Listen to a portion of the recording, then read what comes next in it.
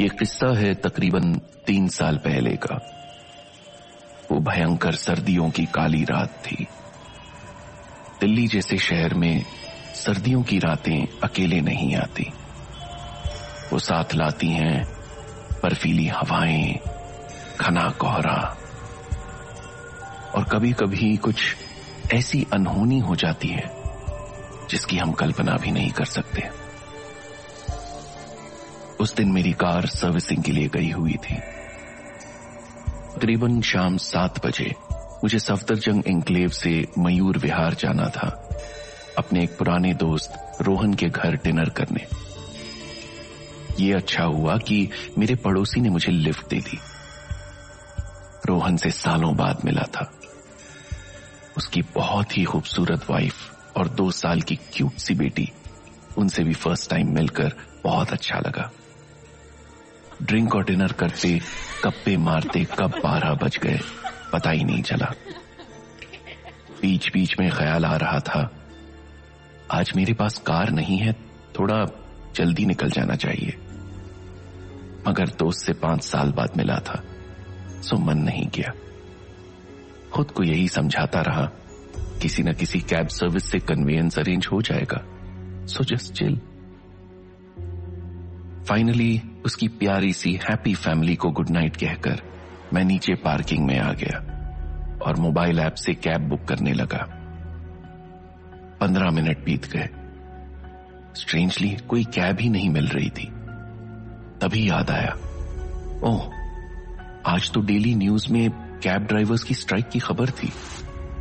Oh shit, पहले क्यों याद नहीं आया? थोड़ा जल्दी निकल लेता।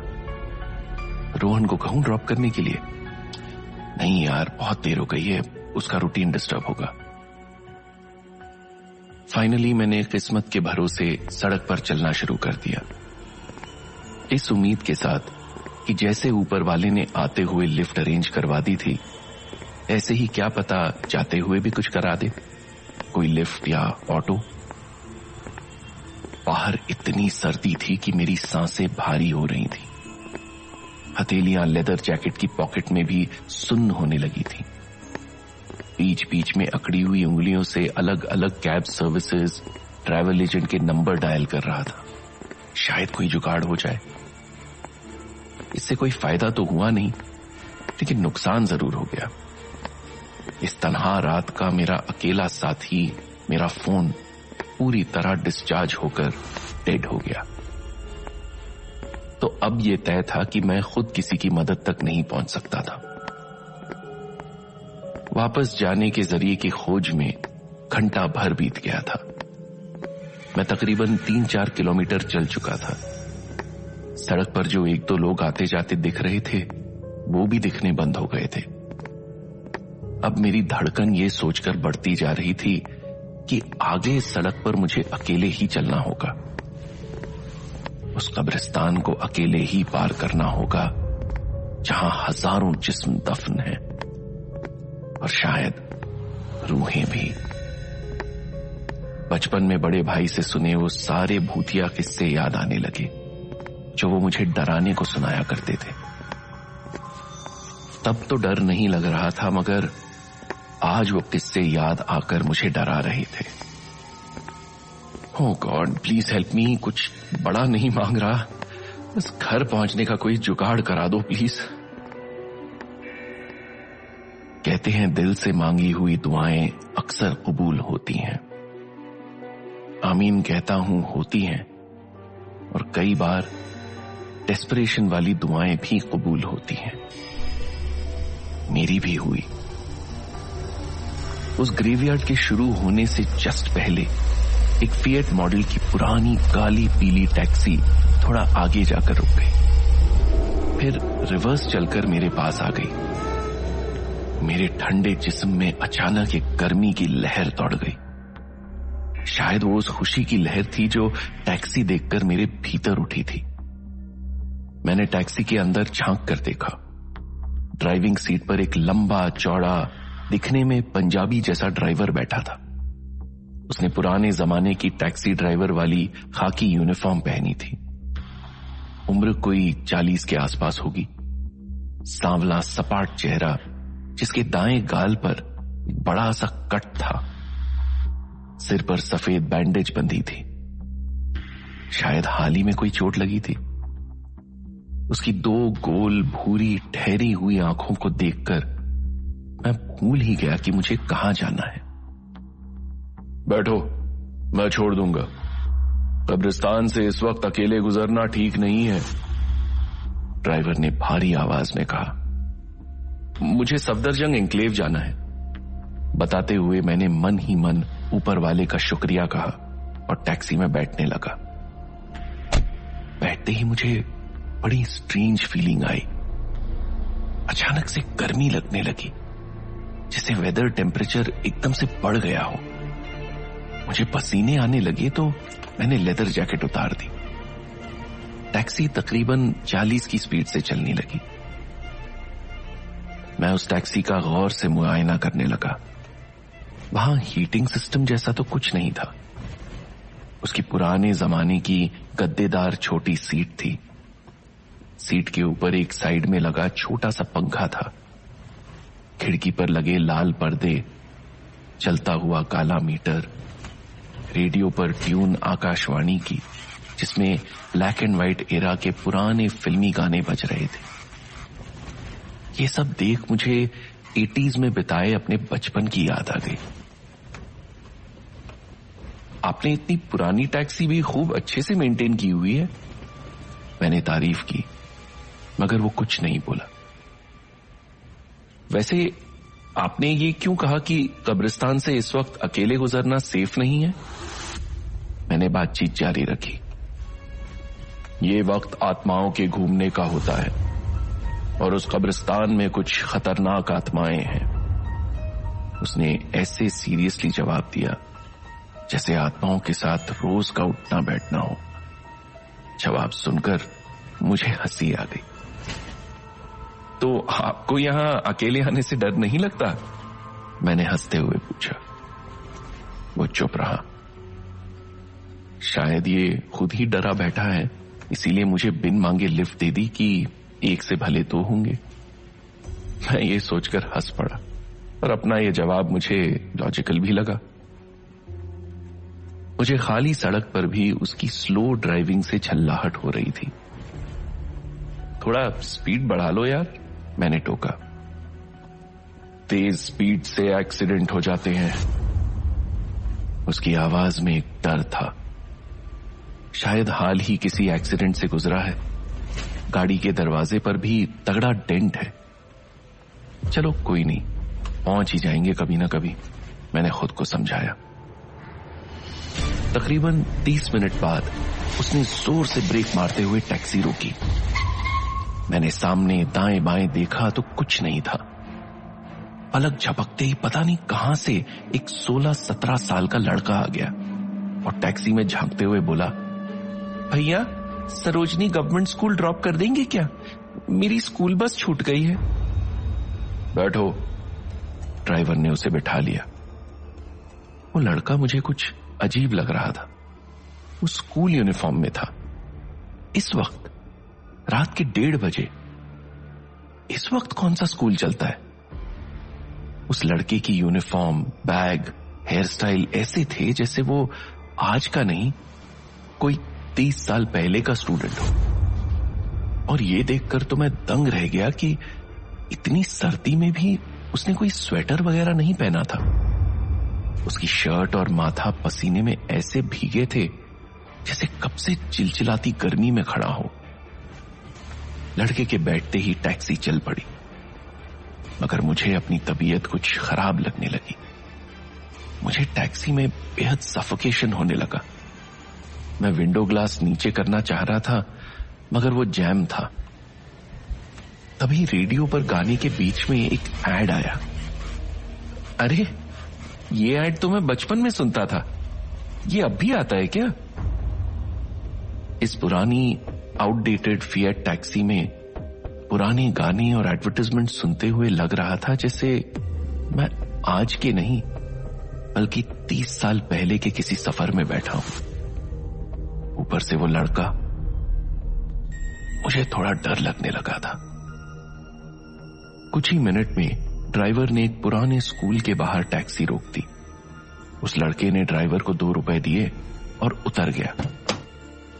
मैंने देखा लड़का स्कूल की बिल्डिंग की ओर बढ़ा और देखते देखते कोहरे में गायब हो गया। स्कूल के गेट पर ताला था, वहां कोई नहीं था, तो वो लड़का गया तो गया कहां? बस 2 रुपए लिए आपने? मैं हैरान था। हाँ, यही रेट है तो यही लूंगा ना, कहते हुए ड्राइवर ने गाड़ी आगे बढ़ा दी। वो सरोजनी नगर के एक पुराने मैदान के सामने फिर से रुका। मुझे याद आया 2 साल पहले तक यहां सरकारी अपार्टमेंट हुआ करते थे, फिर उन्हें गिरा दिया गया था। तब से ये जगह यूं ही खाली पड़ी है। अंधेरा बहुत गहरा था, दूर दूर तक कोई नजर नहीं आ रहा था। मैं सोच ही रहा था इसने यहां टैक्सी क्यों रोकी। तभी उस अंधेरे को चीरते हुए 2 छुर्रीदार बूढ़े चेहरे टैक्सी की फ्रंट विंडो पर दिखे। वो कोई 80 साल के आसपास का सीनियर सिटीजन कपल था। बेटा, हमें सफदरजंग हॉस्पिटल जाना है, उस बुजुर्ग ने कहा। दोनों दिखने में काफी बीमार लग रहे थे। ड्राइवर ने अंकल को आगे बिठा लिया और उनकी पत्नी पीछे मेरे पास बैठ गई। आंटी अपने पति से कुछ न कुछ पूछ रही थी। घर का दरवाजा तो ठीक से बंद किया ना? इन सरकारी घरों का कोई भरोसा नहीं। और गैस भी चेक कर ली थी ना? सारी रिपोर्ट लिख ली? वो दोनों मुझे ऐसे इग्नोर कर रहे थे जैसे मैं वहां था ही नहीं। डॉक्टर को फोन कर लिया था ना? उन्होंने फिर से पूछा। ओह, भूल गया। हमेशा ऐसे ही करते हो आप, कोई काम ठीक से नहीं करते। वो कांपती आवाज में डांटने लगी। बेटा, दाईं ओर एक पीसीओ आएगा, वहां जरा गाड़ी रोक लेना, एक फोन करना है। आंटी ने ड्राइवर से गुजारिश की। स्मार्टफोन के दौर में पीसीओ? इन लोगों के पास मोबाइल नहीं है क्या? मैं सोच ही रहा था कि ड्राइवर ने दाईं ओर लेकर टैक्सी रोक दी। चाहिए, सामने से फोन कर लीजिए। वो बुजुर्ग टैक्सी से उतर गया, मगर मुझे तो वहां दूर दूर तक कोई पीसीओ नजर ही नहीं आ रहा था। वो आंटी जोर जोर से खांस रही थी। मैंने उन्हें पानी ऑफर किया, मगर वो मुझे पूरी तरह इग्नोर कर रही थी। मैंने उन्हें ध्यान से देखा। उनके हाथ में किसी डॉक्टर का लिखा प्रिस्क्रिप्शन था। ये क्या? प्रिस्क्रिप्शन पर ये कौन सी तारीख है? 7 मई 1982? 1982? इतना पुराना प्रिस्क्रिप्शन? पीसीओ? लगता है आज कुछ ज्यादा ही चढ़ गई। शायद मैं सेंस में नहीं हूं। कैसे कैसे इल्यूजन हो रहे हैं, जैसे किसी पुराने सफर का हिस्सा बन गया हूं। तभी मेरी नजर उनके पैरों पर पड़ी। मैं सदमे में आ गया। अरे ये क्या? इनके पैर तो उल्टे हैं। तो क्या ये भूत है? मैं बुरी तरह डर गया। चिल्लाना चाह रहा था, टैक्सी से उतरकर भागना चाह रहा था, मगर जैसे मेरा खुद पर कोई कंट्रोल ही नहीं रह गया था। What the hell is going on? मैं हिल क्यों नहीं पा रहा हूं? क्या मुझे स्लीप पैरालिसिस हुआ है? क्या ये कोई सपना चल रहा है जो मैं टैक्सी में बैठा नींद में देख रहा हूं? मैं जितना समझने की कोशिश कर रहा था, उतना उलझता जा रहा था। हालात मेरे काबू में नहीं थे। वो अंकल टैक्सी में आकर वापस बैठ चुके थे और मैं डरा सहमा सब कुछ चुपचाप देख रहा था। कितनी बार कोशिश की ड्राइवर को इशारे से कुछ बताऊं, मगर वो भी अपनी धुन में मस्त था। कुछ ही मिनटों में ड्राइवर ने उन्हें हॉस्पिटल के बाहर ड्रॉप किया, वो भी बस 3 रुपए में। वो धीरे धीरे चलने वाले बूढ़े टैक्सी से उतरते ही कहां गायब हो गए पता नहीं। बस मुझे अब इतना सुकून था कि मेरा घर अब पास ही था। मैं तुम्हें सफदरजंग के टैक्सी स्टैंड छोड़ दूंगा, मैं उससे आगे नहीं जाता, ड्राइवर ने कहा। मुझे भी थोड़ा रिलीफ मिला कि चलो अब मैं इस खौफनाक सफर से बाहर निकलूंगा और आज के बाद उस कब्रिस्तान वाले रास्ते पर कभी नहीं जाऊंगा। कुछ ही मिनट में टैक्सी स्टैंड आ गया। टैक्सी के रुकते ही मेरा शरीर हिलने डुलने के काबिल हुआ। मैंने तेजी से टैक्सी का लॉक खोला और तुरंत बाहर निकल ऐसे भागा जैसे कोई बुरा साया मेरे पीछे पड़ा हो। तभी याद आया, मैंने टैक्सी का भाड़ा तो दिया ही नहीं। मैं तुरंत पीछे मुड़ा तो देखा वहां कोई नहीं था। मैंने आसपास हर जगह नजरें दौड़ा ली मगर दूर दूर तक कोई नहीं था। मैं फिर डर से थर थर कांपने लगा।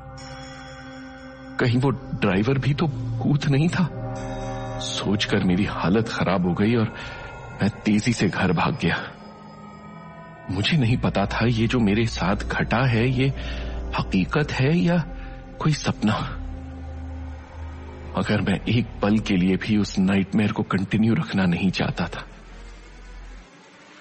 अगले दिन थोड़ी देर से आंख खुली। रात का नशा भी उतर गया था। मैं अपने बिस्तर पर सही सलामत था, फिर भी वो खौफनाक सफर मेरे दिमाग पर हावी था। वो ड्राइवर, टैक्सी, लड़का, सभी के चेहरे मेरी आंखों के आगे सवाल बनके घूम रहे थे, जिनके जवाब ढूंढने मैं सुबह उस टैक्सी स्टैंड पर पहुंच गया जहां रात मुझे उस टैक्सी ने ड्रॉप किया था। हल्की हल्की धूप में ठीक वैसी ही एक काली पीली टैक्सी उसी जगह खड़ी थी, धूल और जालों में लिपटी। उसके चारों टायर पिचके हुए थे। यकीन नहीं हो रहा था कि रात इसी ने मुझे ड्रॉप किया था। इसीलिए मैंने विंडो ग्लास से धूल हटाकर अंदर झांकने की कोशिश की। डैशबोर्ड पर लगा साईं बाबा का स्टैचू, राइट बैक डोर पर गहरा डेंट, पीछे शीशे पर एक पुरानी पिक्चर, सत्ते पे सत्ता का बड़ा सा स्टिकर। और ये क्या, बैक सीट पर मेरी लेदर जैकेट भी पड़ी थी जिसे मैं घबराहट में टैक्सी में ही छोड़ आया था। डेफिनेटली ये वही टैक्सी थी, मगर हाउ वाज दिस पॉसिबल? बहुत पूछताछ करने पर पता चला कि ये सालों से यहां ऐसे ही खड़ी है। इसके बारे में सिर्फ इस टैक्सी स्टैंड का मालिक ही कुछ बता सकता है। फाइनली मैं टैक्सी स्टैंड के मालिक से मिला। वो 80 साल के एक सरदार जी थे जो थोड़ा झुक कर चल रहे थे। वो बोले, ये टैक्सी 30 साल पहले मंगल सिंह नाम का आदमी चलाया करता था, मगर एक एक्सीडेंट में उसकी मौत हो गई थी, तब से यहीं खड़ी है। वैसे तुम इतनी पूछताछ क्यों कर रहे हो? क्योंकि इस टैक्सी ने रात मुझे यहां ड्रॉप किया था। ये तो हो ही नहीं सकता। जरा हालत देखो इसकी, ना इसमें पेट्रोल है ना इसकी मेंटेनेंस हुई है। वैसे भी ये भूतिया गाड़ी है, इसे जिसने चलाने की कोशिश की उसका कुछ ना कुछ बुरा हो गया, इसलिए इस सालों से ऐसे ही खड़ी है। ये मंगल सिंह दिखता कैसा था? क्या उसके दाएं गाल पर एक बड़ा सा कट था? मेरे सवालों के जवाब अभी भी अधूरे थे। सरदार जी सोच में पड़ गए। पहले तो नहीं था, लेकिन उस एक्सीडेंट में उसका दायां गाल कट गया था। सिर से भी बहुत खून बहा था बेचारा। यानी मंगल सिंह की आत्मा ने सच में मुझे यहां ड्रॉप किया। यह सोचकर ही मेरे पूरे जिस्म में खौफ की सिरहन दौड़ पड़ी। आप मुझे मंगल सिंह के बारे में कुछ और बता सकते हैं? I mean, वो एक्सीडेंट कब हुआ, कैसे हुआ? यही कोई 1982 की बात है। वो कहीं से सरोजनी नगर आ रहा था।